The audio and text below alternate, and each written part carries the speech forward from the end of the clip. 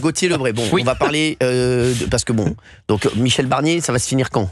Alors Michel Barnier... Dès qu'il y a un nouveau Premier ministre qui va être nommé. Oui, alors déjà, il va être donc Premier ministre démissionnaire quand la censure s'appliquera. Donc vers 19h15 aujourd'hui, la censure devrait être votée, la motion de censure du nouveau Front Populaire. Si elle est votée, on ne débattra même pas de la motion de censure du RN qui doit venir ensuite, puisque le gouvernement sera tombé, donc ça ne sert strictement à rien. Ouais. Au moment où, donc là, pour vous faire un peu le planning, Il est à 16h30 il est rentré d'Arabie Saoudite.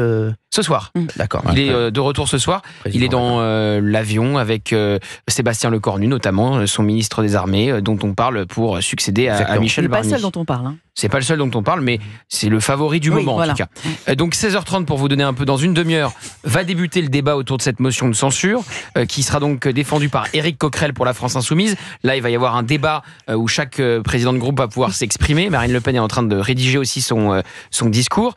Le Premier ministre fera évidemment un discours qui s'apparentera quasiment à un discours d'adieu après son interview qui est un peu crépusculaire quand même hier aux 20h de TF1 et de France 2. Et le vote devrait tomber... donc se fait ensuite là au moment du vote, puisque c'est un vote qui se fait en dehors de l'hémicycle. Michel Barnier va réunir ses ministres quelque part pour la dernière fois à Matignon, dans l'attente que le vote se conclue avec public, hein, tous les députés. Voilà. On saura qui a voté. Les 577 députés vont pouvoir voter, et ensuite retour à l'Assemblée pour Michel Barnier pour connaître la sentence.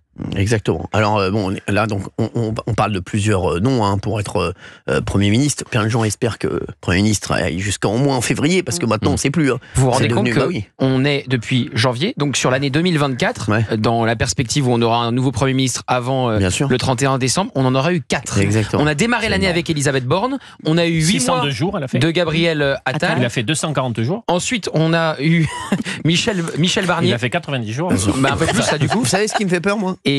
C'est que le prochain Premier ministre, il faudra qu'il fasse gaffe au 6 février. Qu'est-ce qu'il y a le 6 février? Le 6 février, c'est la Saint-Gaston. Et à la Saint-Gaston, surveille tes bourgeons. Vous allez passer l'émission à faire des proverbes ou pas? Ce que disait toujours mon grand-père aussi. C'est dans le livre de qui, ça?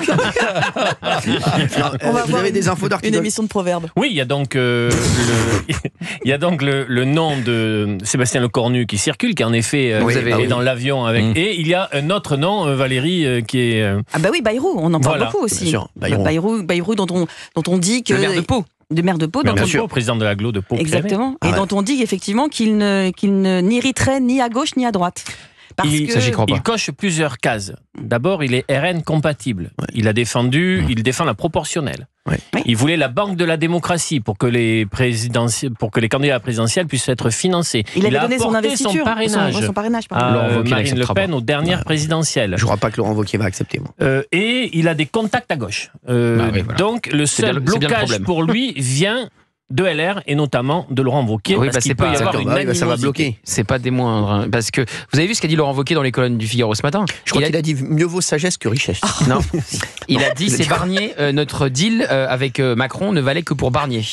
Donc Barnier s'en va, c'est pas dit que les Républicains continuent à faire partie du socle commun. C'est un petit coup de semonce, parce que ça vaut pour Sébastien Lecornu, qu'on peut le comprendre, parce qu'il n'y a pas de LR, mais ça peut valoir aussi pour Bruno Retailleau.